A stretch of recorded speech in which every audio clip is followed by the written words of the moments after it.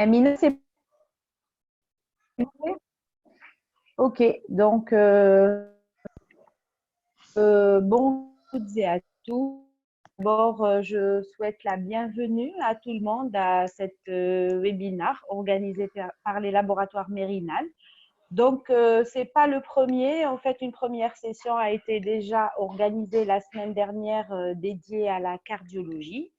Aujourd'hui, vous l'avez bien compris, donc on parlera de gynécologie avec nos chers modérateurs ici présents avec nous. Mérinal va organiser aussi d'autres webinaires les semaines à venir, donc à raison d'une par semaine. Ça sera des webinaires hebdomadaires, toutes spécialités confondues, pour faire profiter un petit tout le monde. Voilà. Vu que nous, professionnels de la santé, nous sommes mis au premier rang et que chacun d'entre nous, bien sûr, devra y mettre du sien pour pouvoir surmonter cette difficile épreuve qui est le Covid-19. Les collaborateurs aussi de vont essayer d'enregistrer toutes ces sessions et les mettre sur des plateformes. Ça sera disponible dans les réseaux sociaux dans les semaines à venir. Comme vous pouvez regarder encore ces sessions ou bien inviter d'autres personnes à le faire. Donc, bien, avant d'introduire nos chers orateurs, je tiens à signaler que cette session est interactive, donc vous pouvez poser vos questions directement et nos modérateurs tâcheront d'y répondre à la fin de chaque session. Donc, voilà, je commence par souhaiter la bienvenue au professeur. Si vous êtes gynécologue obstétricien service de la maternité de Babeloued, Jurando, bienvenue. Merci. Nous avons également le docteur Benrabia avec nous. Vous êtes gynécologue obstétricien libéral installé à USMD. J'espère bien. Je vous entends très mal, merci. Merci. Là, je vous entends bien. Voilà. Donc, là, c'est bon? Très bien. Donc, cette première session de la femme enceinte et le Covid-19. Donc, nous allons commencer avec vous, docteur Benrabia. Comment prendre en charge ces femmes? Quelles sont les dernières recommandations à prendre en considération? Donc, à vous la parole, Benrabia. Alors,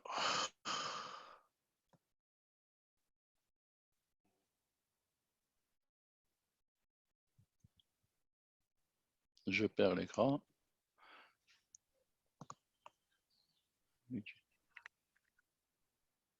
Docteur Benrabia, vous êtes avec nous? Allô, allô? Je suis là. Je suis là. Aïe, aïe, aïe, c'est pas vrai ça.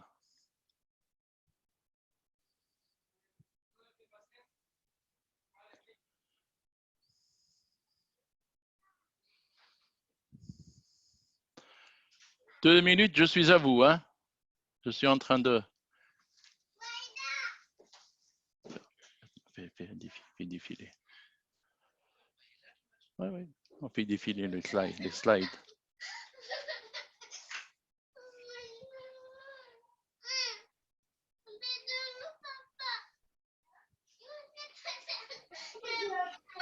Il faut que défiler les images. Voilà. Oui. C'est bon, vous l'avez là maintenant? Docteur Benrabia, vous m'entendez? Là, je vous entends très bien. Très bien. Alors, on va demander juste aux participants, s'il vous plaît, de bien vouloir couper votre micro parce qu'on a un bruit derrière. C'est très, très gênant pour les modérateurs. S'il vous plaît, essayez de couper vos micros en bas à gauche. Allez-y, docteur Benrabia. Alors, je remercie, bien sûr, comme l'a si bien dit le docteur Hafid, je remercie le laboratoire Mérinal de nous avoir associés à cette nouvelle donnée, quelque chose qui est complètement nouveau, qui va complètement chambouler notre conduite à tenir, conduite à tenir vis-à-vis des femmes enceintes. C'est concernant cette pénible et cette terrible pandémie qui sévit dans toute la planète et là, nous aussi, on est confrontés. C'est ce concernant, si vous voulez, l'association Covid-19 et la grossesse. L'association Covid-19 et la grossesse, c'est quand même une entité qui est nouvelle. On ne s'y attendait pas. Elle est inédite pour nous et même pratiquement pour tous les pays qui ont connu cette pandémie qui est en train de sévir pratiquement à travers toute la planète. Elle est récente, à laquelle de nombreux pays ne s'y attendaient pas. Mais ça a complètement bouleversé notre attitude de prise en charge concernant les femmes enceintes. Il y a eu des nouvelles recommandations de prise en charge. Ces nouvelles recommandations sont toutes nouvelles. Elles sont susceptibles d'être modifiées au jour le jour parce que c'est quelque chose de nouveau. Ça a démarré, comme vous le savez très bien, en Chine et, si vous voulez, l'expérience de chacun et de toutes les sociétés savantes se sont inspirées de l'expérience chinoise. Pour ne pas faire peur, si vous voulez, à nos patientes, il faut quand même dire que c'est une pathologie qui est bénigne, mais parfois grave chez la femme enceinte au 3e trimestre. On va y revenir. Le coronavirus, je ne suis pas, si vous voulez, spécialiste en virologie. C'est un virus, c'est un coronavirus, c'est la famille des COVID-18, c'est la famille des coronavirus. C'est un virus qui est pathogène que vous connaissez tous, à l'origine des maladies, qui va du simple rhume classique à l'infection pulmonaire plus ou moins grave concernant le SRAS, le SRAS-CoV-2. Et la première apparition de cette pathologie, terrible pathologie, est apparue premier cas publié de pneumonie en Chine le 31 décembre 2010. Donc, c'est quelque chose de tout nouveau. Concernant l'épidémiologie, on en apprend tous les jours, et chacun suit de très très près comment peut se propager ce virus. C'est une transmission interhumaine, c'est comme la grippe. Quelqu'un qui tousse, donc c'est toujours par voie aérienne via des gouttelettes.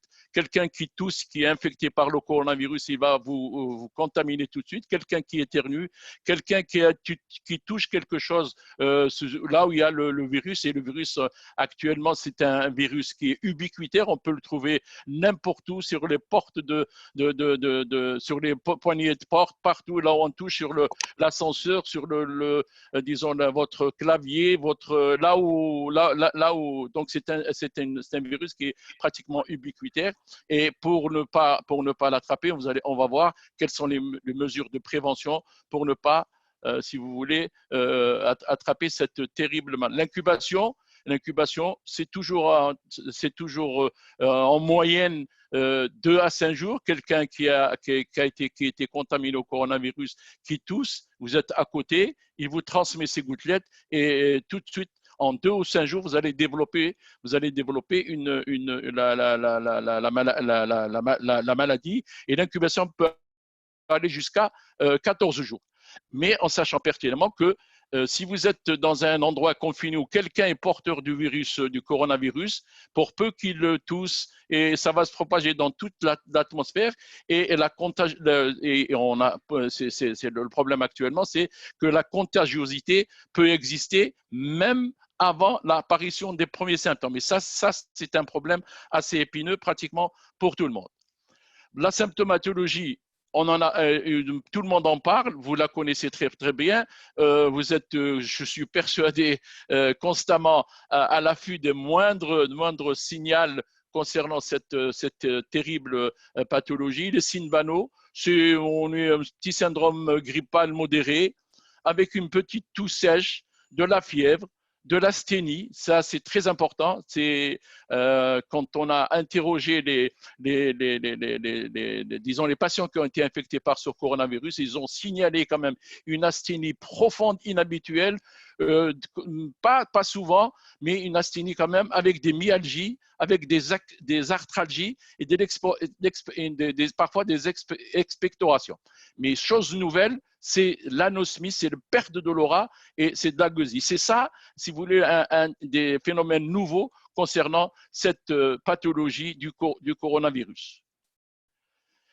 La symptomatologie, c'est des formes pratiquement parfois tout à fait simples qu'on vient de décrire. Ça peut aller jusqu'au syndrome de détresse respiratoire aiguë, important, et qui va nécessiter probablement une prise en charge. Et c'est la découverte de la pneumopathie qui va être objectivée par le scanner. Le bilan biologique, bien sûr, une fois qu'on a suspecté cette coronavirus, c'est un bilan biologique qui est complètement perturbé, la thrombopénie, la leucopénie et les didymères qui sont très élevés.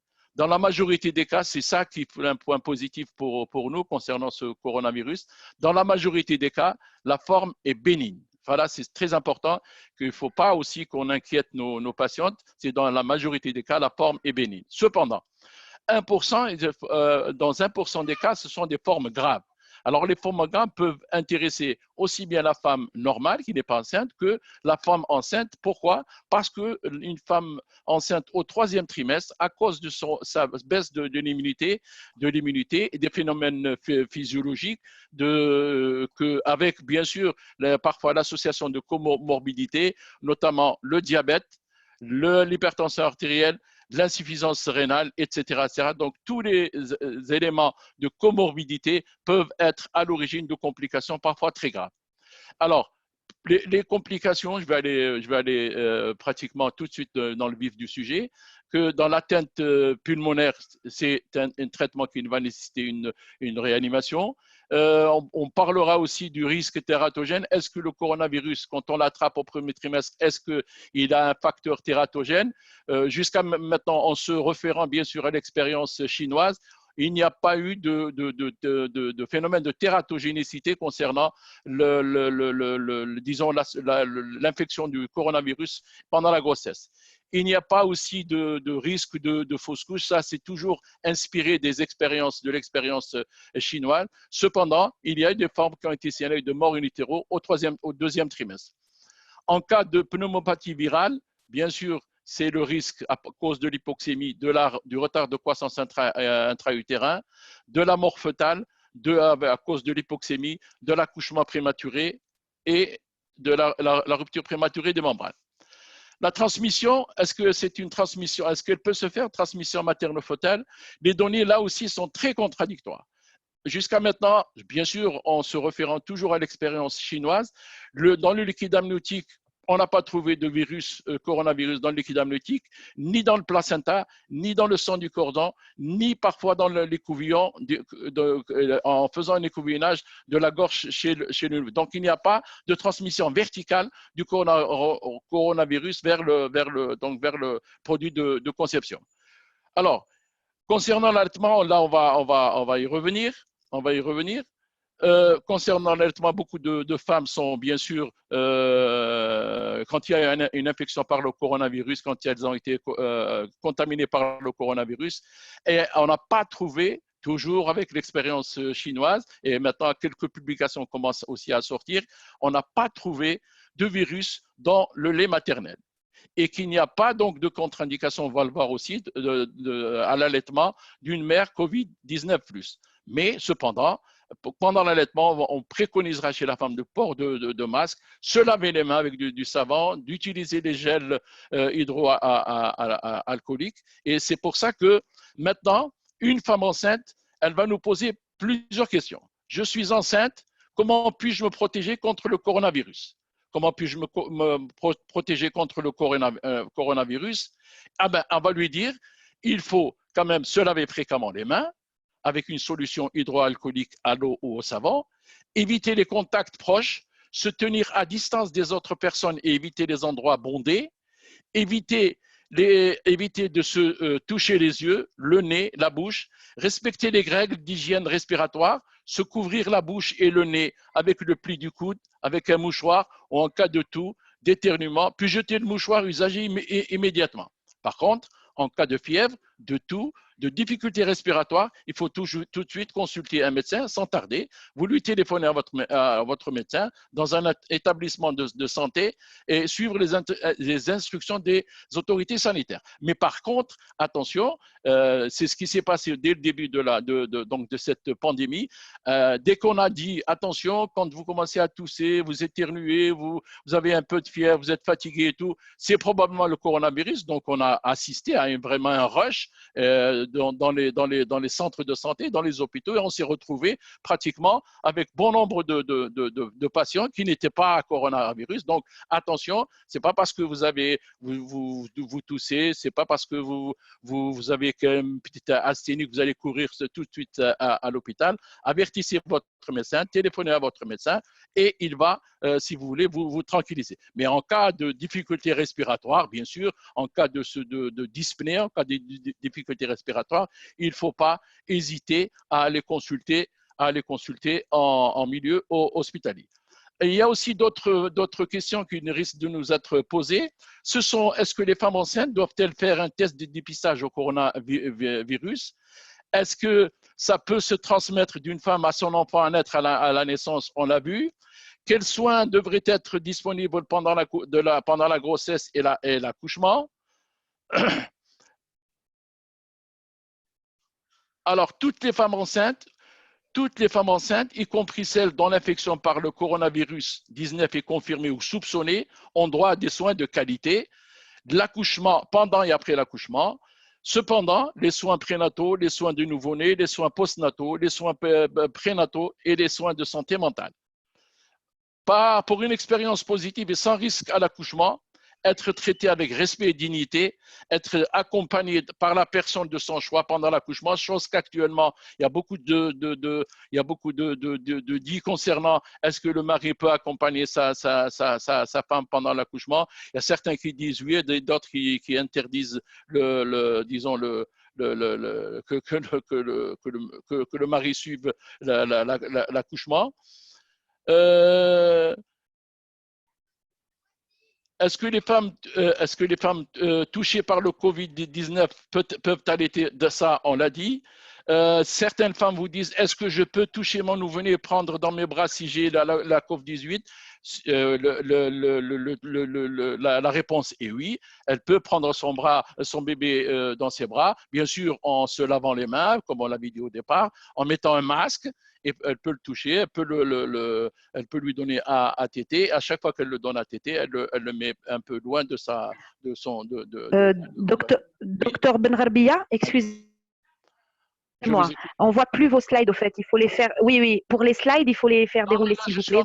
Là, je suis en train de parler sans le slide parce que je n'ai pas voulu encombrer ma communication par des slides. Maintenant, on va arriver. Alors maintenant, le suivi de la femme enceinte durant la pandémie COVID-19, là vous allez voir. Donc, afin de réduire les risques sanitaires, il faut adopter les mesures suivantes concernant quand vous allez suivre votre patiente. Il faut quand même maintenir le suivi des consultations échographiques articulées avec l'examen du premier trimestre, par exemple. La première échographie se fera, vous le savez tous et on le sait, l'échographie se fera entre la 11e et la 14e semaine, bien sûr à la 12e semaine. Pourquoi? Pour dater la grossesse, pour éventuellement dépister le risque de malformation. La deuxième échographie, donc articulée toujours à la consultation du 5e mois, se fera vers la 25e semaine, donc à la 22e semaine d'aménorrhée. Il faut, comme je l'ai dit au départ, favoriser plutôt la téléconsultation pour les grossesses à bas risque. Donc, une femme qui n'a pas disons, de facteur de risque, elle peut téléphoner à son médecin dès qu'elle a un petit souci et va la tranquilliser à partir de sa consultation. Il faut garder quand même toujours le contact téléphonique parce qu'une femme qui vous dit que voilà, j'ai un peu de fièvre, je suis fatiguée, j'ai des myalgies, je ne me sens pas bien, il faut la tranquilliser par téléphone et lui disant que si jamais votre état se dégrade, si vous avez de la dyspnée, si vous avez un problème respiratoire, il faut quand même se rapprocher d'un centre hospitalier. Donc, enfin, pour le suivi de femmes enceintes, il faut regrouper les consultations des 7e et 8e mois en fonction du risque élevé et que le suivi des femmes à bas risque doit se faire en consultation de ville. S'il y a des questions à poser, parce que là, s'il y a des questions à poser par des… Alors, docteur Benrabia, justement, vous m'entendez? Je vous entends très bien. Voilà, donc il y a une première question d'une consoeur voilà, c'est une femme, donc elle dit que est-ce que les médecins gynécologues femmes enceintes peuvent-elles continuer à travailler? Voilà. Alors, si on se réfère, si vous voulez, à la femme enceinte normale, qui n'a pas disons, de facteur de risque, elle peut continuer à travailler, c'est ce qui se dit actuellement, mais bien sûr, en préconisant les mesures il faut qu'elle se protège, il faut qu'elle mette le masque, il faut que si jamais elle est dans son box de consultation, il faut que quand elle reçoive les malades, il faut que la patiente qui vient la consulter, il faut qu'elle ait un masque, il faut qu'elle, au préalable, elle s'est nettoyée les mains avec du gel hydroalcoolique, il faut qu'elle se lave les mains et puis elle peut continuer à travailler. Par contre, au troisième trimestre, les femmes sont beaucoup plus vulnérables à cause de la baisse de leur immunité, à cause des phénomènes physiologiques. Disons, la respiration est beaucoup plus ample et il y a parfois les muqueuses qui sont les muqueuses qui sont qui sont très fragiles et c'est la porte du microbe. Donc, en gros, au troisième trimestre, il vaut mieux rester chez soi, à la maison. Je ne sais pas si j'ai répondu à la question, si docteur, s'il y a quelqu'un qui… Pour le moment, oui, pour le moment, c'est bon. Oui, allez-y. Pour le moment, c'est bon, docteur Benrabia. Donc, continuez. Si jamais il y a des questions qui se posent entre-temps. OK. Donc, le but donc, de la prise en charge de la femme enceinte pendant cette pandémie COVID-19, il faut dédramatiser quand même la chose. C'est quelque chose qui est tout à fait bénin, pour peu qu'on s'arme de précautions pour faire barrière à la propagation de ce virus. À chaque fois qu'on est dans un endroit, donc apprendre à se laver les mains. Je vous assure que je vis confiné dans un appartement avec des petits neveux qui sont avec nous. À chaque fois qu'on sort pour les faire promener un peu dans le jardin, chaque fois qu'on rentre, le premier geste qu'ils font, et ça s'est fait parce qu'ils nous ont vu faire ça, ils vont directement au lavabo, se laver les mains, enlever les chaussures et les mettre devant la porte, et on leur a expliqué, ils nous ont posé la question, pourquoi, qu'est-ce que c'est que ce coronavirus, pourquoi on ne va pas à l'école, on leur a expliqué ça, et on leur a dit, attention, pour se prémunir contre, donc éviter l'infection par ce coronavirus, voilà ce qu'il faut faire, il faut laver les mains, il faut laisser les chaussures au niveau de la porte, ne pas les faire rentrer. Donc les précautions sont des précautions pratiquement que tout le monde peut faire. Par contre, la femme enceinte n'est pas plus exposée que d'une femme normale à contracter le coronavirus. Alors, docteur Benrabia? Oui. Donc, j'ai une question d'un confrère qui dit, voilà, on n'a pas assez de recul par rapport à la tératogénicité. Comment faites-vous, vous, au quotidien pour le dépistage? Est-ce qu'il y a des mesures spéciales à prendre ou… Alors, en parcourant la littérature canadienne, la littérature chinoise, parce que les Chinois ont publié, la littérature un peu du Collège national de gynécologie obstétrique, il n'a pas été fait mention de tératogénicité quand il y a eu femmes infectées par le coronavirus. Il n'y a pas eu de publication disant comme quoi le coronavirus, quand la femme la contracte au premier trimestre, le bébé peut avoir des malformations. C'est tout ce que je peux vous dire. J'ai essayé de voir un peu partout. Il n'a pas été fait mention d'un risque tératogène quelconque sur le produit de conception. Alors, une autre question. Alors, voilà, à propos de la diarrhée, est-ce un des signes du Covid-19 ? La diarrhée, oui, oui, bien sûr, oui. Effectivement, la diarrhée a été mentionnée dans plusieurs. Vous savez, c'est quelque chose de tout à fait nouveau. Par exemple, nous, quand on connaissait que la grippe, bon, on tousse, on a un peu myalgique et tout, on a un peu de fièvre. Allez, on prend du paracétamol et c'est fini. Mais actuellement, chose nouvelle, c'est l'infection par coronavirus, c'est l'anosmie, c'est la gueusie et c'est la diarrhée. Et je dirais même parfois des signes beaucoup plus graves d'atteinte au niveau des extrémités, des doigts qui sont complètement bleus, on ne sait pas pourquoi. Et ça, en me documentant, eh ben, du point de vue physiopathologique, les gens, disons les spécialistes, se disent comment on appelle ça, un ouragan, un orage de l'inflammation qui veut pratiquement, ça touche tous les organes. Donc la diarrhée est souvent mentionnée dans le signe d'infection au coronavirus. D'autres confrères aussi se posent la question, donc peut-on refuser bien sûr de faire des consultations non urgentes en ces temps de coronavirus et aussi que répondre aux femmes enceintes qui nous demandent des arrêts de travail, surtout quand on est en zone de forte épidémie, notamment lorsqu'il s'agit du personnel soignant. Quand il s'agit pour les arrêts de travail, c'est une femme qui n'a pas de facteur de risque quelconque. Vous parlez des femmes enceintes? Voilà, des femmes enceintes qui demandent des arrêts de travail notamment s'il s'agit du personnel soignant. Si elle travaille en milieu exposé, on va lui dire, voilà, c'est ça. en milieu exposé, on va lui dire, madame, il faut que vous vous soumettiez aux règles d'hygiène. Il faut qu'elle ait disons les matériels de protection comme le masque, comme la charlotte, donc il faut qu'elle soit protégée elle aussi au risque d'être contaminée, surtout si elle travaille à l'hôpital.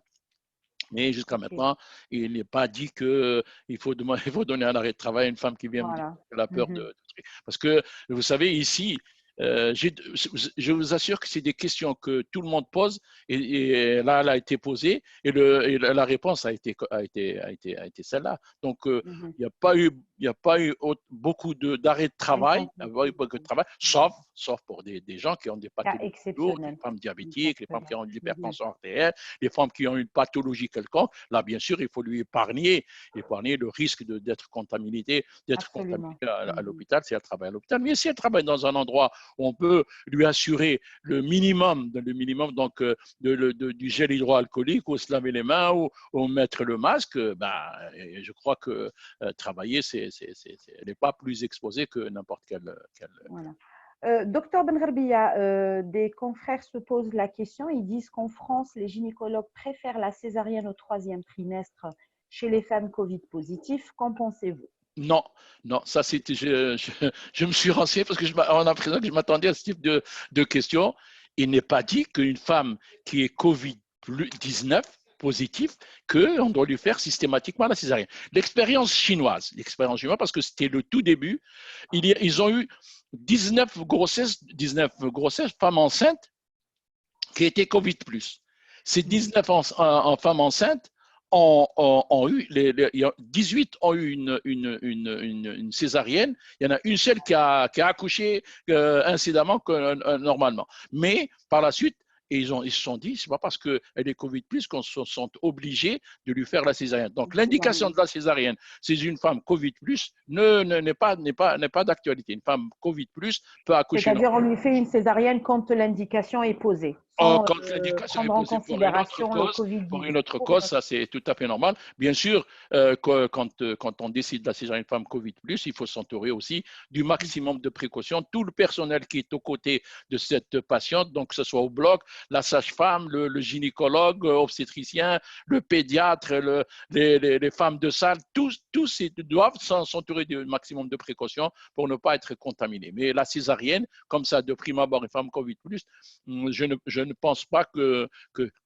avoir eu quelque part quelque chose qui dise qu'une femme Covid+ doit impérativement faire une césarienne. Oui.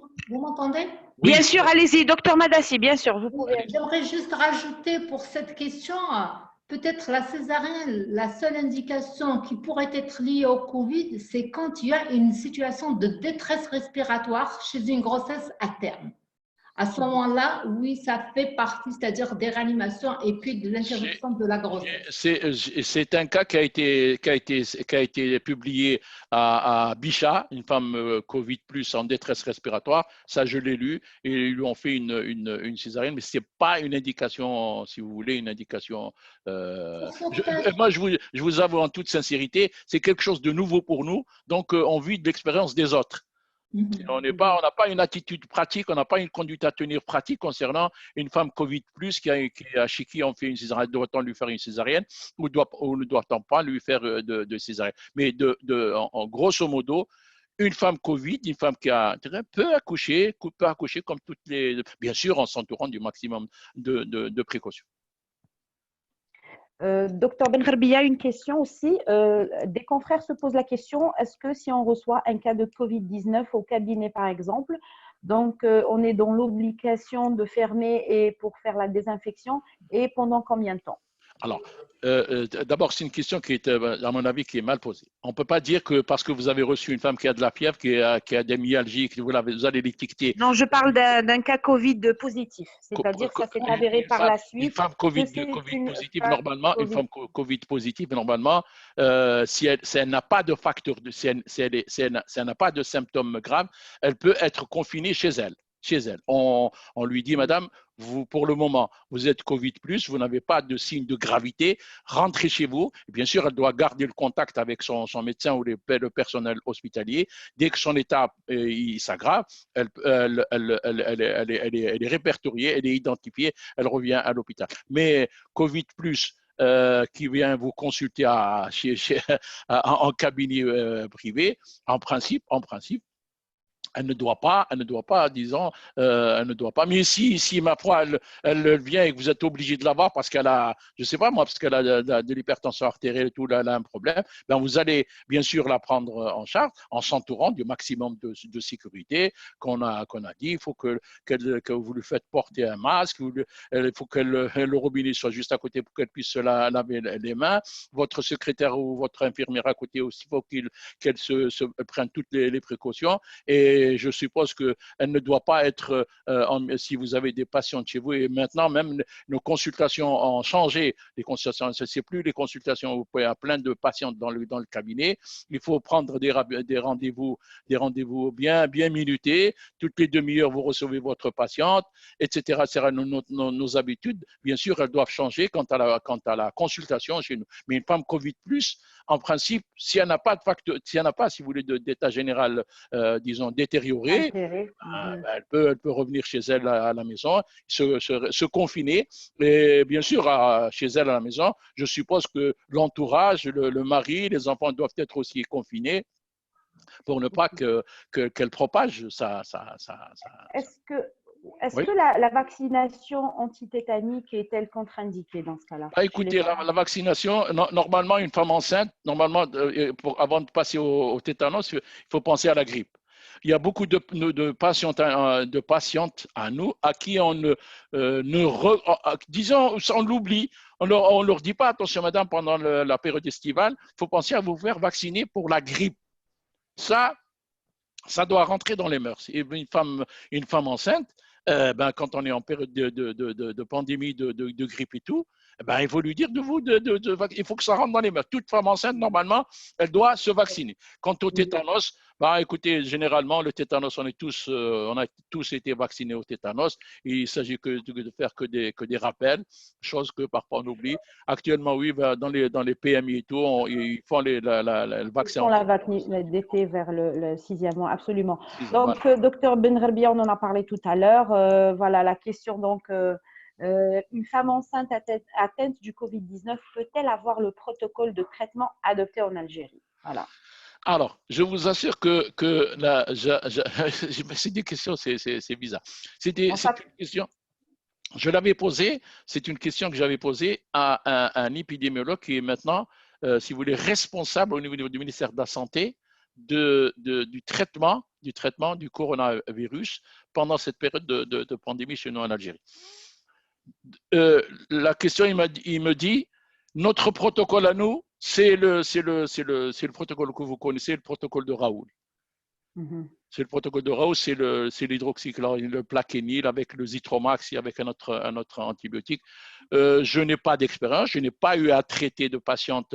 Je suppose que Dr Madassib, qui était à l'hôpital, et ce sont des patientes ou des patients qui ont été hospitalisés qui sont… Elle peut peut-être nous en dire plus, voilà, professeur Madassi, en ce qui concerne le protocole. Est-ce que vous avez eu un traitement?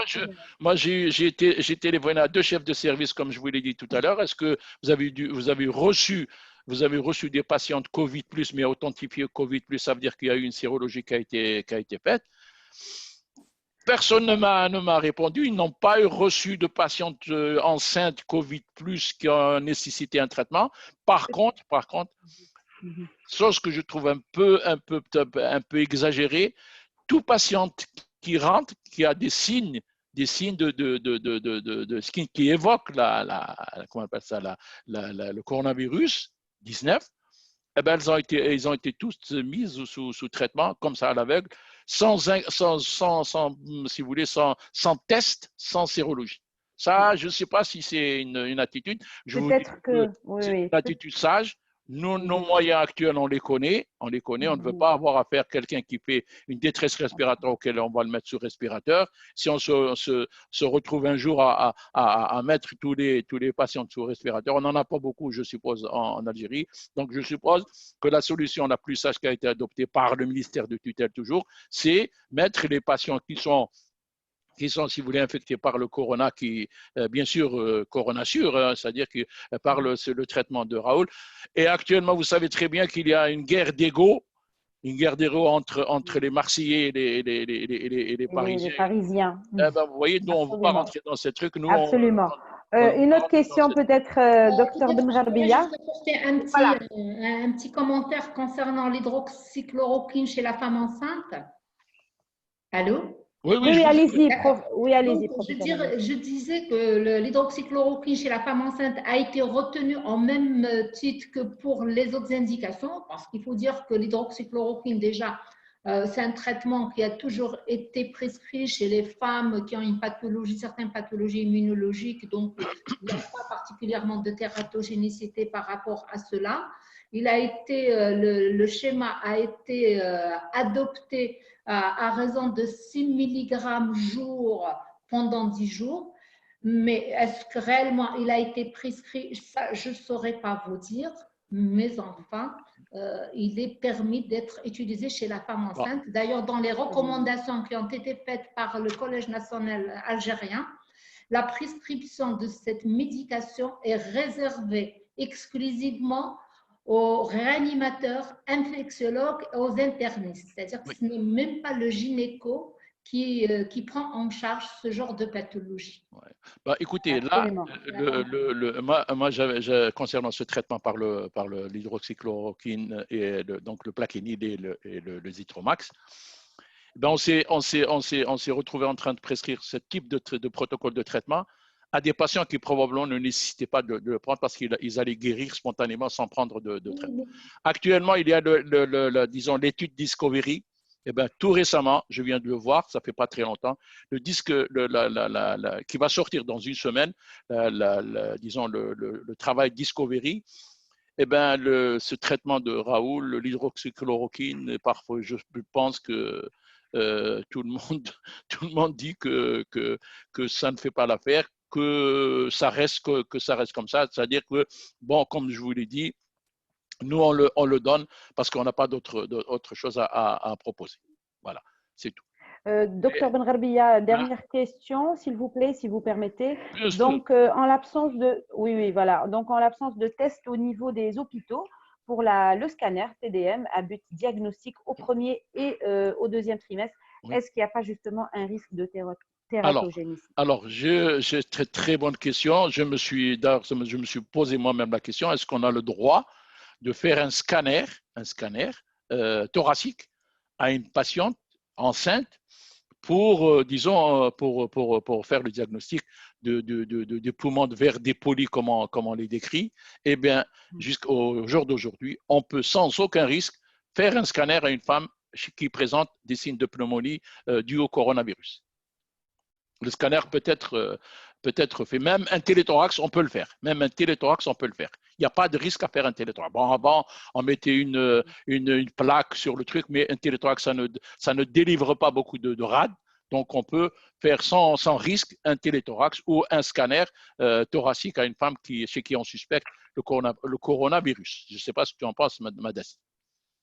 Ben oui, c'est vrai qu'il est permis d'utiliser, enfin, d'effectuer une radio pulmonaire ou bien alors un œdème thoracique.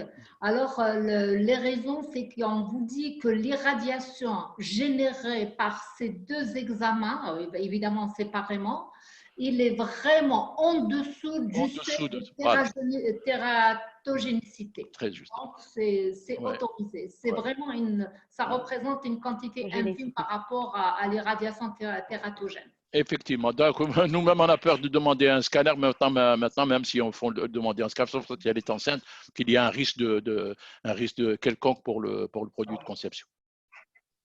Merci beaucoup, docteur Benharbiya. Nous vous remercions. Attendez, mais je n'ai pas encore terminé ma truc. Ah bon? D'accord, oui, parce qu'on a entamé les questions. Je pensais que… écoutez, là, juste rapidement, donc le suivi. On est un petit peu pris par le temps, docteur Benharbiya, si vous pouvez faire ça rapidement. Ok, si vous voulez qu'on a répondu à la truc, il n'y a aucun problème. On a pratiquement répondu à toutes les questions. Donc, allez-y. On a posé la question donc, concernant la prise en charge et l'accouchement. L'accouchement, c'est comme toute femme qui doit accoucher, en s'armant, disons, de précautions quant à l'accouchement. La voix basse, c'est toujours, il n'y a pas de modification, c'est au cas par cas. En cas de césarienne, on a dit la césarienne, ce n'est pas systématique une césarienne. Une femme COVID chez qui on suspecte le corona, et ils doivent être dans un milieu confiné complètement en dehors des autres femmes qui accouchent qui n'ont aucune pathologie, en suivant donc les règles d'hygiène, etc., etc. Pour la prise en charge du nouveau-né à la naissance, un nouveau-né d'une mère sans comorbidité uniquement, il faut demander à la mère de porter le masque pendant disons, l'allaitement, se laver les mains, rester avec sa mère. Il faut qu'elle lui donne à téter. Et c'est tout. Voilà, en gros. Ensuite de couche, la même chose. Il faut isoler. Si, par exemple, vous avez hospitalisé une patiente chez qui c'était susceptible, c'était une femme qui était Covid, qui a un corona, si le test, si vous l'avez mis si vous voulez, en confinement, si le test s'avère par la suite négatif, est-ce que je demande au professeur Madassi, est-ce que vous faites systématiquement des tests à des femmes qui sont susceptibles d'être infectées par le corona? Susceptible d'avoir été contaminées. Théoriquement, oui, mais en fonction de la disponibilité des réactifs. C'est ça le problème. Alors j'ai fait ça comme si c'était à l'évidence, ce sont des femmes qui ont suspecte une infection par le corona, on va l'isoler, on va lui faire le test et on va attendre les résultats. Si le résultat est négatif, vous arrêtez l'isolement, vous lui dites rentrer chez vous. Si le test est positif, c'est la surveillance classique en salle de travail, isolement ensuite de couche et le retour à domicile quand tout va bien. Et le bébé, bien sûr, il est mis au sein. Par contre, une femme qui est Covid+, qui est guérie, elle doit sortir. Quand elle doit sortir avec son nouveau-né, elle va continuer, ça c'est très important, elle va continuer son isolement à domicile pendant 14 jours avec les recommandations reprises pendant le confinement. Et je vous remercie. Avant de nous quitter, docteur Benharbiya, donc il y a une question qui vient d'être posée justement parlant de suite de couche, donc ça sous-entend aussi la contraception. Qu'en est-il de la contraception avec le Covid-19 ? Alors, concernant la contraception, je n'ai aucune réponse à donner parce que pour moi, c'est la première fois que je suis confronté à une pathologie pareille. Donc, je n'ai pas eu je pense. Si vous permettez, docteur Benharbiya, donc, enfin, j'ai lu dans les dernières recommandations du CNGOF que toute femme peut prendre sans problème une contraception s'il n'y a pas un risque surajouté, il n'y a pas d'obésité, la femme ne fume bien sûr pas. que les contre-indications classiques. Voilà, s'il y a une contre-indication, on peut lui associer un traitement, par exemple, anticoagulant, si elle doit vraiment éventuellement prendre sa contraception. Alors, au risque de vous contredire, je n'ai pas l'habitude de contredire les confrères parce que vous avez déjà lu, mais moi je pense, parce que je l'ai lu quelque part, surtout chez les Chinois. C'est une, si vous voulez, pas une publication, mais En disons fait, c'est une les dernières recommandation. recommandations Ils ont du dit CNGO. que la Voilà. contraception œstroprogestative, on peut éventuellement la préconiser au-delà de 6 mois. Parce que les femmes qui sont Covid, vous avez vu actuellement ce qui est en train de se passer concernant la physiopathologie de l'infection par le coronavirus. On a parlé de l'orage inflammatoire. Tous les vaisseaux sont touchés, les vaisseaux du cœur, des jambes, des membres, etc., etc. Et ça prédispose, si on doit tout de suite dans les suites de couches donner de la contraception. Je crois que non, mais on ne parle pas dans les suites de couches immédiates. Bien sûr, les 6 premiers mois, ça va être soit ça sera des progestatifs. Je parle pour la contraception. Je n'ai pas eu à gérer ce type. Je retiens que la contraception au-delà de 6 mois est préconisée chez les femmes qui ont été infestées par le Covid-19. Je crois que l'infection Covid-19 ne change en rien la pratique de la contraception. Voilà. Merci. Dans le postpartum, évidemment, il va falloir se limiter aux microprogestatifs, mais en dehors du postpartum, une femme Covid qui s'infecte en période d'activité génitale a tout à fait le droit de continuer sa contraception œstroprogestative. Il n'y a pas de risque particulier si elle répond aux indications de prescription. Très bien. Bon, écoutez, là, avant de terminer, je m'excuse si je peux le faire. Bien sûr, comme on a eu quand même des confrères à nous qui sont tombés au champ d'honneur, parce que c'est comme ça qu'il faut, je pense, le dire, ils sont tombés au champ d'honneur. C'est quand même malheureux. Ils ont été au combat, ils ont laissé leur vie. À tous ces confrères, à leur famille, je leur présente mes sincères condoléances. Et pour le moment, restez tranquille, restez confinés chez vous. Le virus est toujours là. Le confinement, rien que le confinement, c'est comme ça qu'on pourra barrer le chemin à cette maudite pandémie du Covid-19. Merci. Merci à vous, Dr Benrabia. Donc, prenez soin de vous puisque vous êtes confinés. Voilà, donc prenez soin de vous et de vos petits-enfants. Merci beaucoup. On revient vers vous, professeur Madassi. Donc, on continue le webinaire avec vous. La deuxième partie donc, sera dédiée aux urgences. Donc, comment vous gérez, vous, professeur Madassi, qui êtes chef de service de l'hôpital Jurondo, comment vous gérez au quotidien les urgences gynécologiques et obstétricales? Merci, Dr Hafid. Bonsoir, mes chers consoeurs et mes chers confrères. Je rejoins Dr Benrabia pour présenter toutes mes condoléances également à la famille des médecins qui ont été victimes de cette tragédie. Alors, je dirais que avant de commencer mon topo, je tiens à remercier évidemment les laboratoires Mérinal pour leur engagement auprès de la communauté médicale, pour son apport et son soutien sur le plan formation et information. On les remercie pour cette louable initiative au profit de notre spécialité qui est la gynéco-obstétrique. L'Algérie, à l'instar de tous les autres pays, traverse une pandémie du Covid-19 qui secoue pratiquement toute la planète dans sa globalité. Elle constitue une crise sanitaire exceptionnelle qui impacte pratiquement tous les domaines de la vie et particulièrement la santé.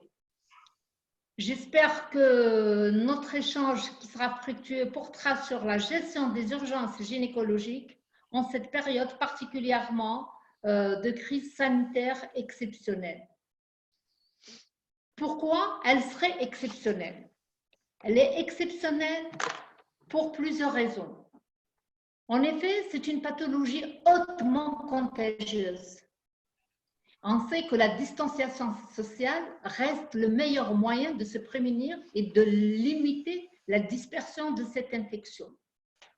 Il faut savoir aussi que pratiquer une chirurgie durant cette période, on sait que la chirurgie est une situation d'immunodépression incontournable.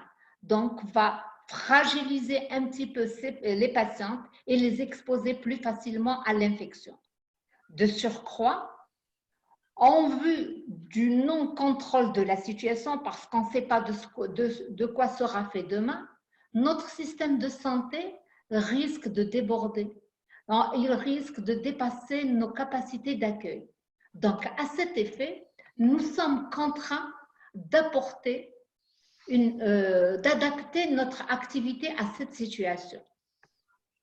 Le but est clair, évidemment, ce serait pour protéger aussi bien les patientes que le personnel soignant, parce que finalement, c'est les deux catégories qui sont réellement exposées. Alors, pour ça, nous avons été contraints d'adopter une réorganisation de notre activité qui n'est plus celle du quotidien.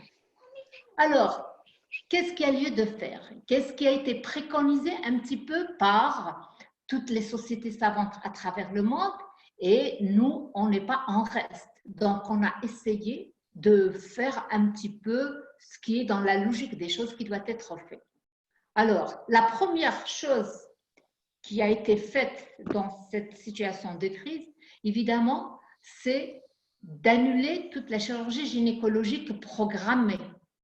Évidemment, il va falloir quand même tenir compte. Est-ce que ce report ne serait pas délétère à la santé des patientes? Donc, quand il s'agit de chirurgie programmée, c'est clair qu'il va falloir peut-être être regardant, donc c'est au cas par cas. Par contre, ce qui est de la chirurgie gynécologique urgente, celle-ci, c'est clair, elle ne doit pas être retardée. Quelles sont les urgences gynécologiques? Vous les connaissez tous. Souvent, c'est les urgences hémorragiques, les urgences infectieuses et cancérologiques. Parce que celles-ci, si elles ne sont pas prises en charge, elles risquent de compromettre la santé de la femme. Quant à l'obstétrique et à l'accouchement, ça c'est clair, on peut même pas en parler. Vous avez vu dans le topo du docteur Ben Gharbia qui dit que la femme enceinte, elle doit impérativement continuer son suivi comme il se doit. On ne peut pas retarder ni la césarienne ni l'accouchement. Donc là, ça ne prête même pas à discussion. Alors, les indications classiquement retenues dans le cadre de l'urgence, ils ne peuvent en aucun cas être reportées sous aucun prétexte. Évidemment, toutes les situations d'avortement en cours, là c'est clair. Les grossesses extra-utérines, peut-être ce serait l'occasion d'opter peut-être pour un traitement médical qui n'a pas réellement toute la place qui lui revient, parce qu'on a tendance tout le temps à aller vers la chirurgie, d'autant plus que la chirurgie dans notre pratique quotidienne, hélas, se réserve encore dans plus de 90% des cas la laparotomie qui ne devrait plus être de mise dans ce genre de situation, hélas. Donc, c'est vraiment le temps de mettre un petit peu en avant le traitement médical. Et évidemment, dans le cas où il y aurait un échec, c'est clair que la chirurgie serait incontournable. Également, les torsions d'annexe. Vous savez très bien que si on n'intervient pas dans les délais, c'est la perte de l'ovaire. Donc là, il est impératif aussi d'intervenir. Les masses ovariennes suspectes, donc, les métrorragies. C'est clair que les métrorragies, dans un premier temps, il faudrait peut-être proposer une médication. Mais souvent, la médication, les traitements médicaux ne sont pas toujours efficaces. Donc, nous sommes contraints d'aller vers cette chirurgie.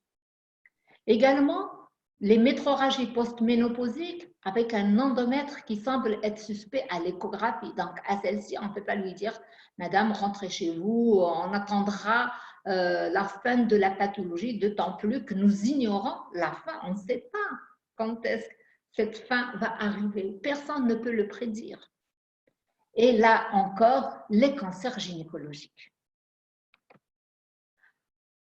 Or, cette chirurgie qui ne doit pas être retardée, qui doit être faite dans le cadre de l'urgence, elle ne doit pas être faite dans le cadre classique auquel on est habitué. Donc, il va falloir également adapter une organisation à ce contexte particulier. Donc, comment doit se faire l'organisation? Tout d'abord, déjà, quand un malade se présente aux urgences, il va falloir impérativement rechercher le contexte infectieux COVID-19. Il va falloir rechercher une notion de contact, une forme symptomatique, et puis il faut rechercher aussi les cas confirmés. Parce que là, cet interrogatoire va nous orienter sur ce risque de COVID-19 qui est là et qu'il va falloir gérer. Ça ne veut pas dire que lorsque la femme affirme sa contagiosité ou son atteinte au COVID-19, ça ne veut pas dire qu'elle ne doit pas être prise en charge. Malheureusement, nous avons eu à vivre lors de nos interrogatoires aux urgences des patientes qui viennent d'un milieu Covid+, et parfois même des femmes Covid+, mais qui ne vous disent jamais la vérité. Or, c'est dans l'intérêt aussi de la patiente, évidemment, et aussi dans l'intérêt du personnel. Donc, dans le cas où il y a suspicion, ou bien alors notion de contact, ou bien alors de raison de plus, c'est un cas confirmé, il va falloir obéir à un circuit COVID. Et ce circuit COVID doit exister dans toutes les structures qui doivent prendre en charge ce genre de patients.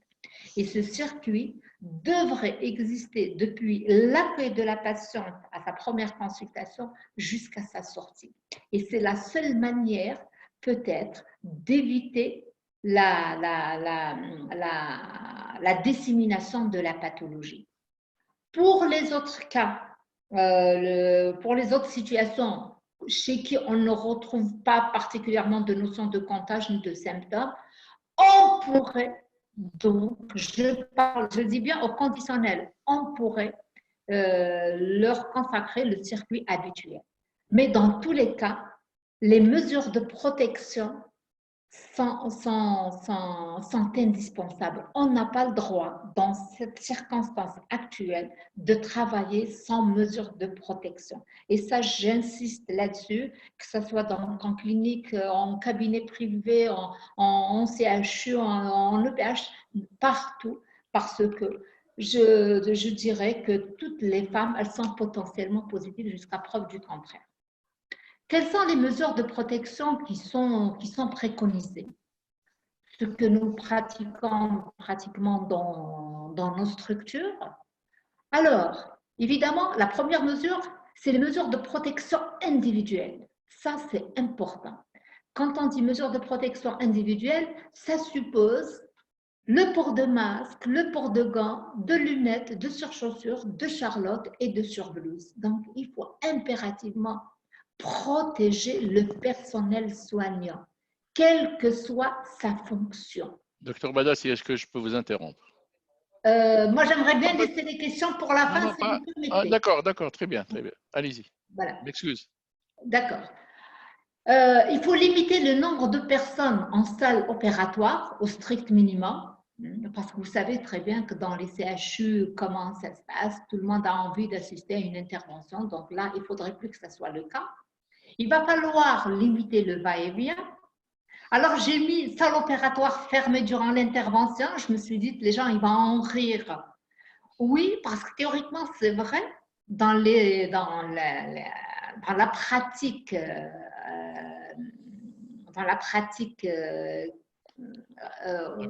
réelle, ça devrait se faire en salle fermée.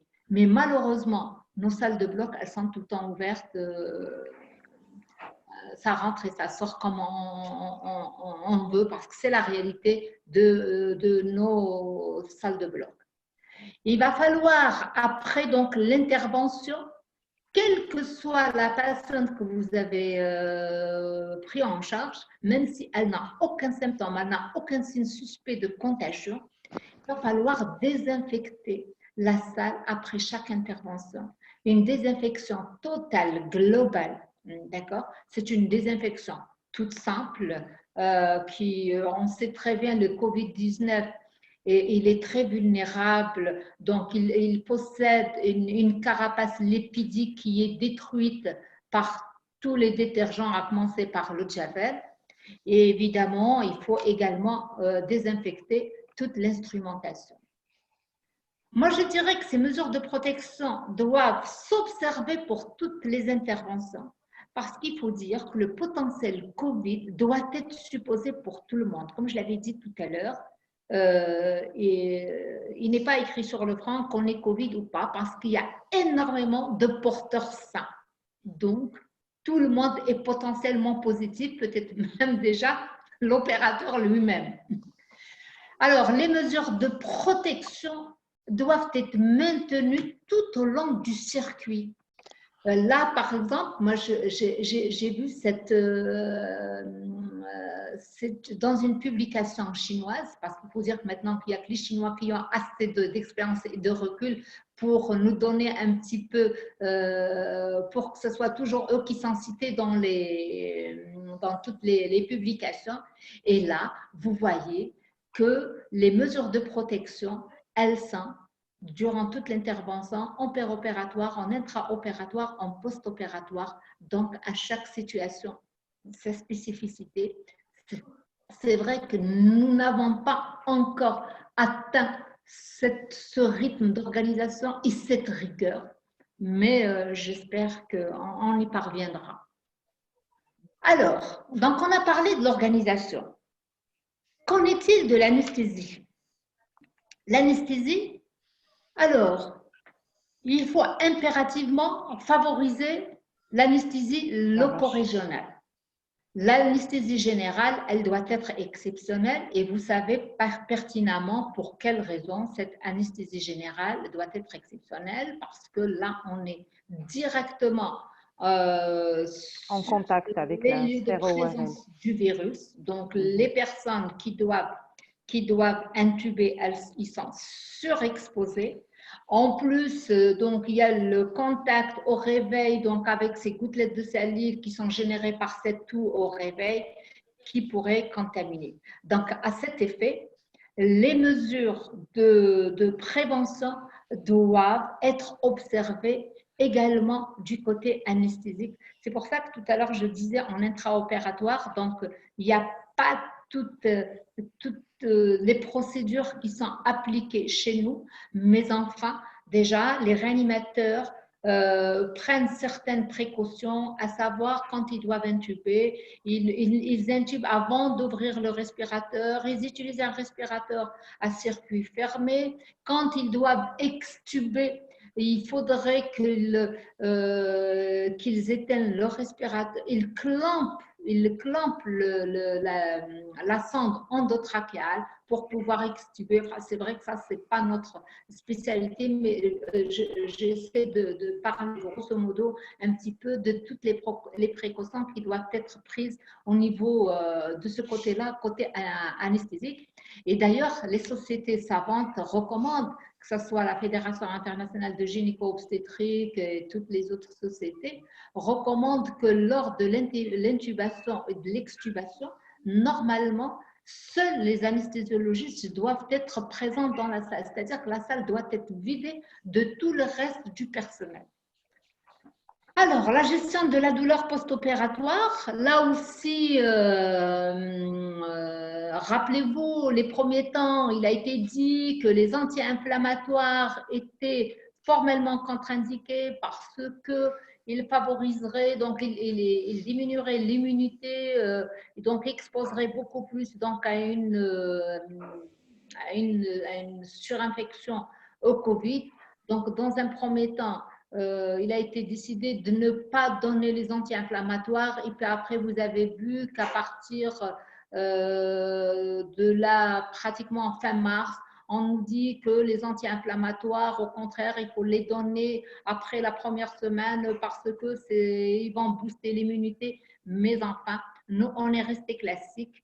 Donc, on évite les anti-inflammatoires en post-opératoire. Donc, on se limite à la prescription donc, des antalgiques, genre des antidouleurs, genre Perfalgan. Alors, la voie d'abord chirurgicale. Donc, vous voyez, à toutes les étapes, il va falloir repenser à la façon de faire. Alors, c'est vrai que ce qui est dit aujourd'hui, qui est valable aujourd'hui, peut-être ne le sera pas demain. Là, ce n'est que des avis d'experts. Il n'y a pas de recommandations à proprement dit, mais on a essayé de voir un petit peu ce que préconisent toutes les autres sociétés savantes.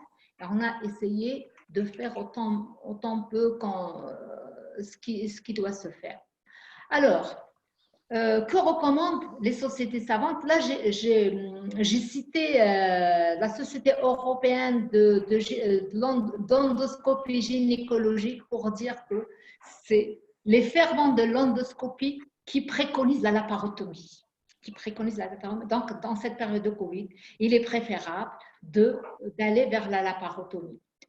Cependant, les défenseurs acharnés de la cœlioscopie, comme l'école de Clermont-Ferrand, par exemple, eux disent que c'est illogique d'aller opérer en laparotomie en laissant de côté tous les avantages de la cœlioscopie. Alors, ils disent que la cœlioscopie peut être tolérée à condition d'observer certains critères de sécurité. Alors, quels sont ces critères de sécurité? Évidemment, travailler à basse pression, donc avec un pneumopéritoine inférieur à 10 mm. Moi, j'ai entendu Michel Cagny dire qu'on peut même travailler à 8 mm de pression. Mais après, qu'en est-il de la qualité de l'image? C'est vrai que c'est bien beau de baisser la pression, mais après, si on se retrouve avec une image floue qui altère donc notre vue et qui va nous permettre de faire des gestes qui ne sont pas précis, alors il est où l'intérêt d'aller faire, de préconiser cela? C'est vrai qu'on pourrait agir sur le train des limbours, on pourrait agir sur le relâchement. Donc, il faut peut-être dire au réanimateur de curioriser davantage peut-être la patiente pour qu'elle soit bien relâchée. Mais bon. Alors, il préconise également des incisions courtes pour éviter qu'il y ait des fuites de gaz. Pour ceux qui ont des trocars à ballonner, c'est vraiment l'idéal pour qu'il n'y ait pas donc de désinsertion du trocar. Il préconise également d'éviter les sutures extracorporelles et de favoriser la suture vaginale après aspiration du pneumopéritoine quand il s'agit par exemple d'une hystérectomie et d'ajouter des filtres au trocar comme les filtres qu'utilisent les anesthésistes, les filtres qui s'adaptent par exemple sur l'appareil d'insufflation peut être adapté au trocar. On a essayé, ça marche très bien. Il ne faudrait plus que l'exsufflation se fasse en fuite libre. Donc, c'est vrai qu'on a tendance à ouvrir le robinet, on fait l'exsufflation. Là, il va falloir aspirer. Tout ça parce que justement, le pneumopéritoine, parce que le COVID est présent dans ce pneumopéritoine, dans cet environnement.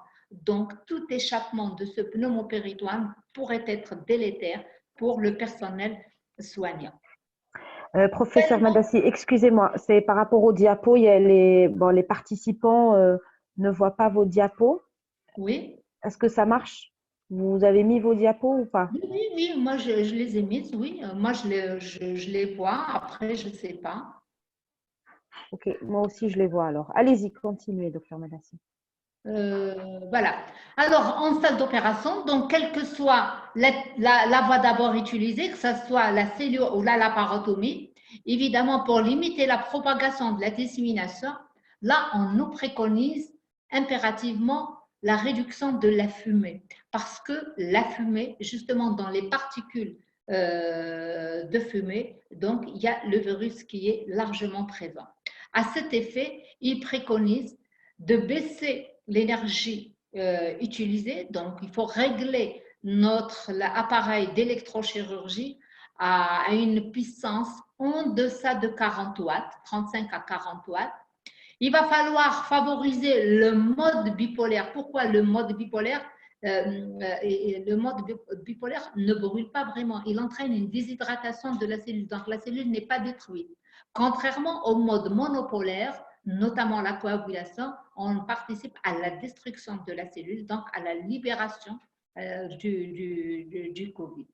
Et puis, et surtout, il faut évacuer donc les fumées à leur origine. Donc ça, en matière d'organisation et comment faire au bloc opératoire durant donc cette période de Covid. Pour ce qui concerne les techniques chirurgicales de toutes les indications que j'ai citées, il n'y a pas de changement, donc c'est les techniques habituelles de détorsion, de GEU, technique d'évacuation d'un avortement, donc là ça change rien. Par contre, il y a beaucoup à dire concernant les cancers gynécologiques.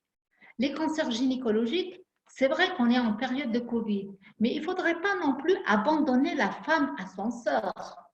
Il va falloir jouer avec le compromis de limiter le risque infectieux parce qu'on avait dit que la chirurgie exposerait plus facilement à l'infection, mais aussi il faut limiter le risque de l'évolution de la maladie parce qu'on ne peut pas laisser sur le côté une patiente qui présente une néoplasie.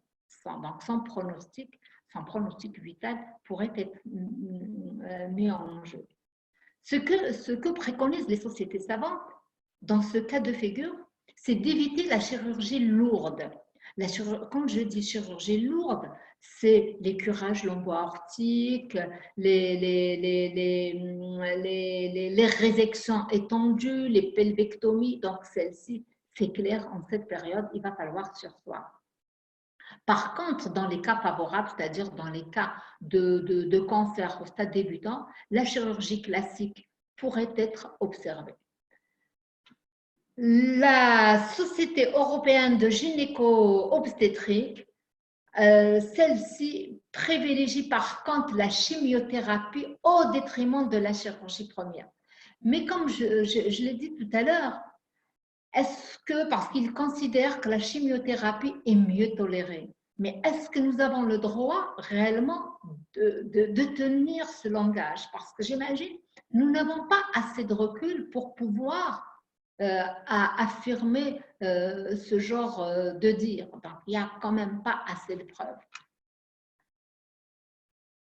Alors, pourquoi justement les risques opératoires là, il y a une étude chinoise qui avait, chez toutes les patientes cancéreuses qui ont été opérées, 50% des patientes ont présenté le premier symptôme à J2 post-opératoire alors qu'elles n'avaient rien avant l'intervention. Et là, on a constaté donc que l'incidence des Covid est beaucoup plus importante chez les patients cancéreux et que la forme sévère est très présente, elle est beaucoup plus importante alors que dans les situations ordinaires ne dépasse pas les 10%. Et surtout l'aggravation rapide de cette situation avec un décès qui avoisine les 25%. Donc voilà pourquoi il faut réfléchir sur la chirurgie dans ce cas de figure.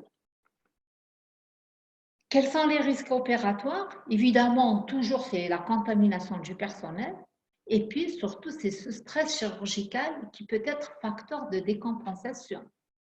Quels sont les facteurs qui aggravent particulièrement ce risque chirurgical? C'est vrai, quand on prend une femme jeune, en bonne santé, c'est clair, son risque est moindre, contrairement à une patiente âgée, et souvent les cancers chez les femmes âgées, qui présentent des comorbidités chez lesquelles l'intervention a été longue, avec de surcroît des difficultés opératoires. Donc, je pense, à cause de ces situations, il va falloir pondérer entre la chirurgie et la chimiothérapie. Alors, à qui revient la décision? Évidemment, l'ARCP, elle doit être maintenue. Donc, en période de Covid ou pas, on ne peut pas prendre une décision d'opérer ou de retarder de façon unilatérale. Donc, il faut qu'il y ait cette RCP qui doit être maintenue pour pouvoir prendre les bonnes décisions pour chaque cas étudié dans le détail. Je vous dirais qu'on a été confronté parce que nous avons une RCP. Quand j'ai appelé tout le monde pour leur dire notre RCP est maintenue, c'était pour le 10 avril, tout le monde m'a dit « Ah bon, pourquoi elle n'est pas reportée ?» Franchement, j'ai trouvé ça pas normal parce que je me dis quand même, ces patientes-là, il va falloir qu'on les gère. Ce qu'on peut proposer, c'est que les patientes qui sont Covid positives, c'est clair qu'il va falloir différer tout traitement, quel que soit le type de traitement, doit être différé d'au moins 15 jours à 3 semaines.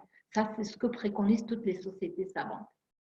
Par contre, en ce qui concerne les tumeurs trophoblastiques, là, c'est clair, il n'y a pas du tout de report à faire à cause du potentiel métastatique très élevé de ces pathologies. Quand vous avez un choriocarcinome ou une tumeur du site d'implantation, croyez-moi, si vous la laissez à 3 mois, elle risque d'envahir tout le pelvis et vous savez très bien que c'est des pathologies, notamment la tumeur du site d'implantation, qui ne répond à aucune radiothérapie, à aucune chimiothérapie, seule la chirurgie, et quand elle est contenue dans l'utérus. Pour ce qui est des suspicions de cancer de l'endomètre, tout à l'heure on en avait parlé, les cancers de l'endomètre, donc la suspicion c'est quand nous avons une femme qui présente des métroragies et puis avec à l'échographie vous avez un endomètre épais, hétérogène qui prend le Doppler, là c'est clair, c'est un cancer jusqu'à preuve du contraire, donc nous avons besoin de faire une biopsie à la pupille de cornée, ça ne porte pas préjudice et ça permet de gagner du temps par rapport au délai que la NAPAC peut prendre et prendre la décision d'opérer ou pas. Évidemment, le cancer de l'endomètre, c'est un bon cancer parce qu'il évolue quand même en vase clos. Donc, même si on retarde de quelques semaines, ça ne risque pas de nuire.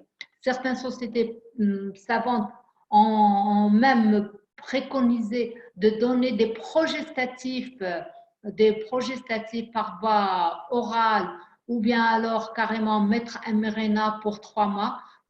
Sincèrement, on se pose quelle sera l'action de ces progestatifs ou de ce Mirena pour 3 mois. Moi, je pense qu'un cancer de l'endomètre au stade précoce, il est licite de l'opérer parce que faire une hystérectomie et une nexectomie, théoriquement, ce n'est pas une chirurgie mutilatrice.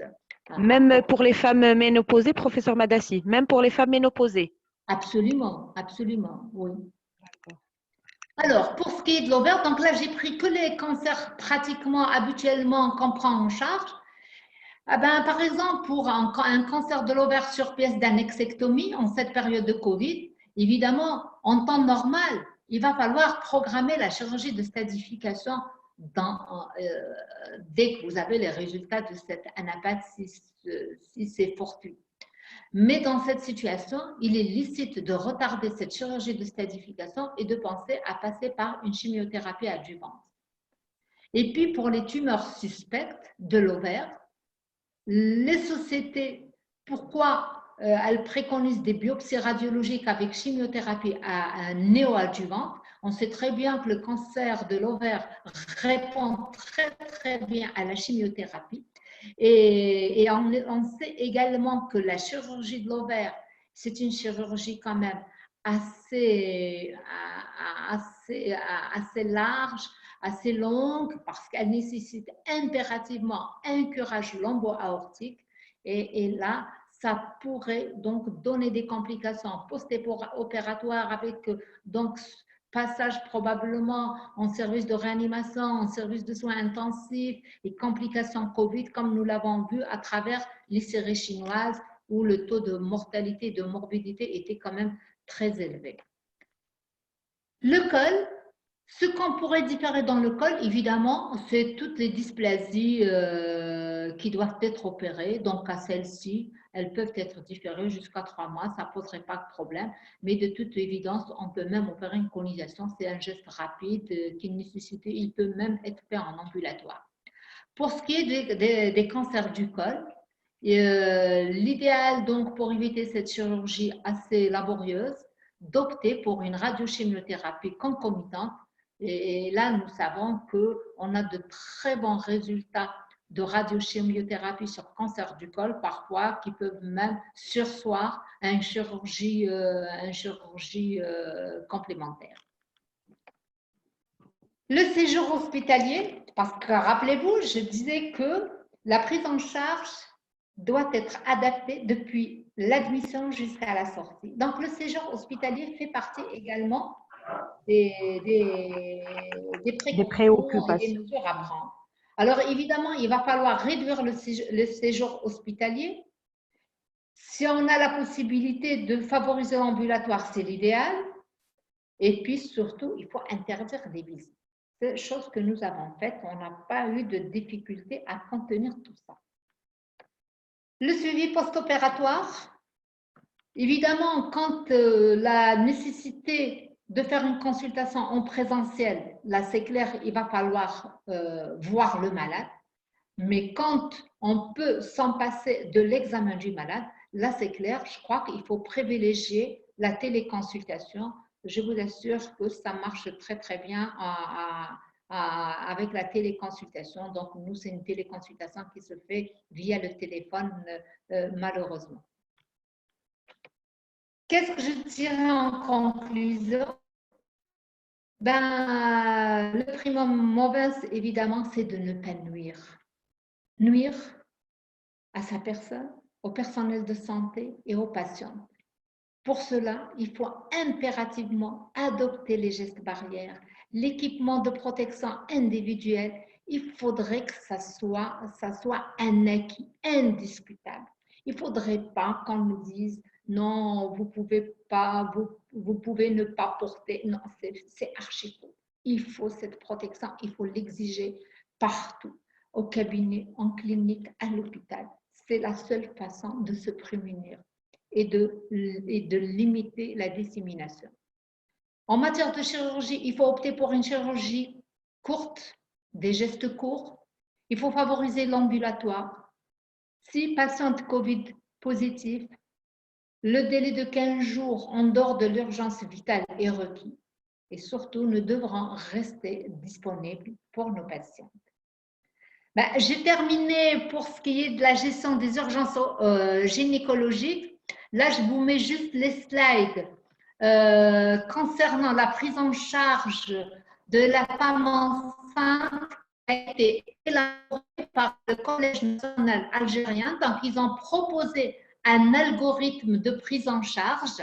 Je crois qu'il il faut aller sur le site du Collège algérien pour pouvoir le télécharger, je pense. Et donc, cet algorithme, c'est un algorithme qui est inspiré un petit peu de toutes les autres sociétés savantes. Donc là, il départage les catégories, évidemment, chez les patientes qui présentent donc des signes suspects, avec dyspnée et sans dyspnée, donc avec l'urgence et en dehors de l'urgence. Là, je vous laisse regarder. Donc, je ne vais pas m'étaler pour expliquer un petit peu ce qui doit se faire. C'est très cohérent et donc, évidemment, peut-être, vous allez me dire, ça reste un algorithme assez théorique. Moi, je pense quand même, il y a quand même possibilité de faire des scanners, il y a possibilité de faire des tests rapides. Et puis, quand bien même il n'y a pas possibilité, donc sur simple présomption, on pourrait donner une conduite à tenir. Donc, après, si par exemple les explorations elles sont positives, voilà ce qu'il propose pour la femme enceinte. Si c'est négatif, donc à peu près c'est ce qu'a dit Dr Benrabia dans sa globalité. Là, c'est fait sous un arbre décisionnel, tout simplement. Voilà. Et je vous remercie. Allô, allô. Entendez? Oui, merci beaucoup pour votre intervention, professeur Madassi. Merci de nous avoir éclairci tout ça, notamment sur les voies d'abord chirurgicales et les conduites à tenir pour les cancers gynécologiques. Donc, avant de commencer de poser les questions, je crois que le docteur Benrabia avait une question à poser. Je ne sais pas si vous sera avec nous. Vous savez qu'actuellement, il y a une guerre très importante concernant le masque. Le masque. Rappelez-vous qu'au début de cette pandémie, on nous a dit que les masques, c'était pas nécessaire. Ouais, vous avez vu qu'actuellement, ils sont complètement revenus là-dessus. Et ils insistent énormément sur le port de masque. Et sur le type de masque chirurgicaux, le FPP2 ou FPP3, je ne sais pas. Et là, quand vous me dites, c'est très théorique ce que vous avez dit, est-ce que vous avez bataillé pour avoir ce type de combinaison, de charlotte, de surchaussures, de trucs pour quand vous êtes confronté à un problème de coronavirus. Ici, c'est déjà pas très bien mis au point. Ce n'est que maintenant que la France a commencé, je ne sais pas combien ils ont commandé, de millions de masques. Et là, il va falloir insister sur maintenant, quand on est en période de confinement, que va probablement on va être appelé à déconfiner, qu'il ne faut pas faut pas baisser de vigilance. Il faut rester toujours vigilant parce que le corona est toujours là, il est partout. Donc, il faut quand même batailler pour avoir les masques pour toute personne quand ils vont être déconfinés. Et de surcroît quand il s'agit de l'hôpital. Eh bien, pour une fois, l'Algérie n'est pas la France. Je vous dis, c'est élémentaire, un masque. Alors voilà. C'est un combat au quotidien, docteur Benrabia. Je dirais peut-être les premiers jours, les premières semaines, ça a été laborieux parce que les gens n'ont pas compris qu'il fallait impérativement avoir cet équipement. Mais après, je vous dirais qu'en insistant, on a eu ce qui… Moi, je vous dirais chaque jour, tout le personnel, je vous dirais qu'on a réduit aussi, ça j'ai oublié de le dire, on a réduit le personnel par jour. D'accord. Maintenant, profitant, si vous voulez, de la faiblesse des autorités, entre guillemets, de ne pas pouvoir donner des masques à tout le monde, il y a beaucoup d'associations qui se sont mises à confectionner des masques de trucs en tissu. Ils sont beaux, clairs, avec des trucs. Donc, il faut aller dans ce sens et inciter les gens à de se confectionner eux-mêmes leur masque. Moi, je vous dirais que nous, on a pris cette initiative au niveau de l'hôpital. On a fait nos propres bavettes. Ouais. On avait utilisé les champs, les tissés qu'on n'utilise plus. Donc, on a fait des bavettes. Il y a eu beaucoup de volontaires. Donc, on a cousu. Donc, on donne même aux malades. Et puis là, on est approvisionné de façon régulière, franchement, en matière de survie. Il y a aussi des associations, professeur Madassi et docteur Benrabia. Il y a énormément d'associations qui se déplacent tous les jours vers les hôpitaux qui, bien sûr, donnent des masques, des bavettes chirurgicales et des visières. Voilà, donc, nous, au service, on a tous cotisé pour acheter les combinaisons lavables et les FFP2 et tout ce qui s'ensuit au début. Donc, il fallait, on a contourné un petit peu l'obstacle. Docteur Madassi, je te remercie pour cet excellent exposé. Mais moi, le message, on dit toujours en fin de présentation, take home message. Quel est le message que vous voulez donner parce que là, on n'a pas encore terminé, docteur Benrabia. Il y a encore les questions pour le professeur Madassi. Non, mais je dis, non, mais le message… Alors, le message… Les take home, voilà. Take home. Alors, le message que moi, je veux donner, avant que peut-être tu vas le donner toi aussi, oui. En faisant fi de tout ce que tu as dit, c'est très beau, c'est tout ce que tu dis, mais il faut pas que la vigilance baisse. Il faut que les gens continuent à se laver les mains, à utiliser le gel hydro, parce que c'est ce qu'il nous faut, c'est les trucs barrières à ce coronavirus. Barrières, oui, je suis d'accord. Voilà, le port de masque, etc., et apprendre à l'entourage tout ce qui est en train de se dire concernant le risque de propagation, quels sont les mécanismes de propagation.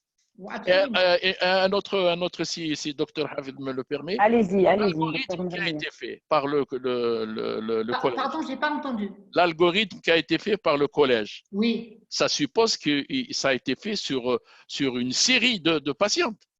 Non, pas sur une série de patientes, non. C'est-à-dire qu'on n'a pas attendu qu'il y ait la série, parce que vous savez, en Algérie quand même, il faut dire, il n'y a pas beaucoup de cas, et encore moins de femmes enceintes. Vous savez que, il y a une étude américaine, le taux de femmes enceintes, enfin, la prévalence du Covid-19 avec un risque relatif 4 fois plus élevé chez la femme non enceinte par rapport à la femme enceinte. Ça veut dire que la femme enceinte, d'ailleurs, il y a même une théorie qui dit que les œstrogènes interagiraient avec l'ARN du virus, qui fait que la femme enceinte n'est pas particulièrement exposée. Enfin, là, c'est des théories. La femme en général, puisqu'on est beaucoup moins exposé que les hommes par rapport au Covid. Absolument, absolument. Et puis souvent, parce que la femme enceinte, c'est des femmes jeunes en bonne santé, donc il n'y a pas de raison.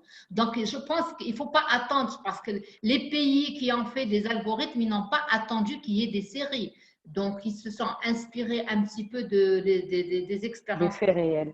des expériences chinoises.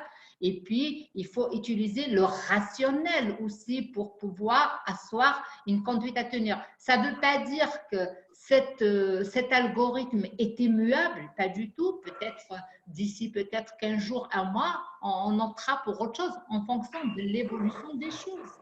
Voilà, c'est ça. Donc, professeur Madassi, si vous permettez, je vais d'abord vous poser une question personnelle, puisque je suis confrontée à ça quotidiennement et j'imagine mes collègues aussi. Donc, chez les femmes qui nécessitent une prise d'anti-agrégants plaquettaires, des femmes enceintes, est-ce que vous continuez quand même à leur prescrire de l'aspégique ou bien vous remplacez ça par un autre anticoagulant à bas poids moléculaire? Non, pas du tout. Chez les femmes qui prennent l'aspégique, nous n'avons pas le droit d'arrêter de l'aspégique. Il faut continuer à le donner. Le problème, c'est que c'est ce qu'ils disent enfin, dans les dernières recommandations. Ils disent qu'il faut arrêter l'aspirine, l'aspégique, les anti-inflammatoires. Moi, je vois par exemple dans les recommandations canadiennes et françaises, ils insistent sur la continuité de la prise de l'aspégique parce que c'est 0,1 de toute manière. Il a un effet. Enfin, il n'interfère pas sur les phénomènes inflammatoires et sur la coagulation de toute manière. Et puis, il faut dire que le Covid expose à une hypercoagulabilité, donc à la limite, au contraire, Voilà. ça porterait un petit plus par rapport à sa peut-être switcher entre l'aspégique et le Lovenox à ce moment-là? Pas du tout, c'est pas du tout le même mode d'action. Pas du tout. Par rapport au risque thromboembolique. Ok, donc une autre question. Non, les indications thromboemboliques, évidemment, parce que chez les femmes Covid, il va falloir faire un bilan de crasse. Ça, c'est obligatoirement. D'accord? Donc, si le bilan de crasse est en faveur d'une hypercoagulabilité, là, oui, il est préconisé de prescrire les anticoagulants. Mais dans le cas contraire, non, il n'y a pas du tout. C'est-à-dire que l'aspirine ne va pas remplacer les HBPM. D'accord. Une autre question, professeur Madassi. Une autre question, donc un confrère qui pose une question. Alors, quand vous associez chimio et radiothérapie, est-ce que c'est pour minimiser les risques pour le cancer du col? Est-ce que pour minimiser? Non, parce que on considère que la chirurgie du col est une chirurgie très lourde, surtout dans les cas avancés, avec un pronostic qui n'est pas meilleur en matière de survie. Donc déjà, en dehors du Covid, dans les stades avancés, il est préconisé de donner radiochimiothérapie, ça c'est les recommandations de 2017 et qui sont reconduites en 2019, radiochimiothérapie, ça donne très très bien et on pourrait même surseoir à la chirurgie. Il peut y avoir guérison parce que le cancer du col répond très très bien à cette association en sandwich. Et donc, et dans le contexte du Covid, nous avons vu que la chirurgie pourrait aboutir à des complications post-opératoires et fragiliser la patiente, donc l'exposer à attraper l'infection Covid qui pourrait être mortelle. Donc, si elle ne meurt pas de son cancer, elle peut mourir du Covid. Voilà, donc c'est dans Au fait, il rajoute, il dit, ce pour le cancer épidermoïde, ce n'est pas valable pour l'adénocarcinome et les autres types de tumeurs. Voilà. Oui, pour l'adénocarcinome, je suis entièrement d'accord. Reste en Covid, Mais reste en de Covid, toute reste manière, en on Covid. ne peut pas Reste en étudier. Covid, s'il vous plaît. On ne peut pas étudier tous les cas de figure, les tumeurs rares et tout ça. Nous, on essaie de parler global. Le cancer épidermoïde constitue les 90% des cancers du col. Maintenant, on ne va pas essayer. C'est pour ça que la RCP est là pour recadrer les indications. Donc, Très bien. à chaque fois, il ne faut pas généraliser. OK. Pour le professeur Madassi, pour le cancer du sein, avec cette pandémie, les images des métastases pulmonaires ne seront pas parfois confondues avec celles du Covid-19? Allô, vous m'entendez? Oui, je Oui, vous entends. vous êtes là. Voilà. Enfin, je pense que, enfin, c'est pas mon rayon, mais les radiologues disent que l'image scanographique du Covid, elle est typique, elle est en verre dépoli. D'accord? Après, je crois qu'elle est typique, elle ne peut pas être confondue avec des opacités qui sont liées à des méta-hépatites. Des métastases, Et puis, dans absolument. le cas, de toute façon, il pourrait y avoir confusion. Donc là, à ce moment-là, je crois que si déjà il y a des images, à ce moment-là, il va falloir faire les tests biologiques, soit la PCR, soit les tests rapides. Voilà. Vous avez une autre question, vous, peut-être, docteur Benrabia, avant de se quitter? Ben, écoutez, ou bien un dernier message? Ben, le dernier message, c'est que bon, tout ce qui a été dit, bien sûr, il faut continuer à rester vigilant, et il faut qu'on reste, si vous voulez, dans le confinement le plus total. Et puis voilà, c'est comme ça qu'on va faire barrière à la propagation de cette terrible pandémie. Quoique qu'actuellement, ce que je suis en train de voir, c'est que le citoyen algérien n'est pas encore, on a l'impression, sensibilisé au risque qu'il fait courir à lui-même et qu'il fait courir aussi à sa famille, à son Absolument. Donc, lavez-vous les mains, utilisez le gel hydroalcoolique. Restez chez vous. Restez chez vous. Restez chez vous. Les masques. Les masques, voilà, exactement. Portez les masques, c'est comme ça qu'on fera barrière, Inch'Allah. Et pour les femmes enceintes, puisque ça a été l'objet de mon topo, je pense qu'on n'a pas eu à vous affoler, à vous angoisser, parce que je suis persuadé que vous êtes angoissé, vous êtes enceinte, vous allez vous dire, si jamais j'attrape ce Covid-19, il va m'arriver quelque chose. Je sais qu'elles sont dans le stress, qu'elles sont dans l'anxiété, et là, il faut quand même essayer de les dédramatiser, de les accompagner, quand même dédramatiser Merci. Merci beaucoup, docteur Benrabia. Alors, avant de terminer, je remercie les gens qui nous ont écoutés. J'espère qu'on a été à la hauteur de leur attente. Et je remercie aussi le laboratoire Mirena qui a organisé cette webinaire. Et bien sûr, il fera. C'est comme ça qu'on pourra faire passer le message et rester dans la formation médicale continue. Et je les remercie encore une fois. Un dernier mot, professeur Madassi, avant de se quitter. Eh bien, je remercie ceux qui nous ont écoutés, comme j'espère également qu'on a répondu à leurs interrogations, peut-être pas toutes, mais enfin, j'estime qu'on a répondu peut-être au maximum et que ce partage a été positif. Bénéfique, absolument. Absolument. Et puis, je dirais, il faut rester vigilant, il faut se prémunir contre cette pathologie. Et la seule façon de se prémunir, c'est les mesures barrières. Moi, j'insiste aussi pour le masque partout. Et c'est la seule façon peut-être, avec toutes les autres mesures barrières, et puis de rester à l'écoute. Merci beaucoup, professeur Madassi. Et en remerciant aussi le docteur Hafid qui a été modératrice impeccable. Merci. Merci à tous. Allez, merci.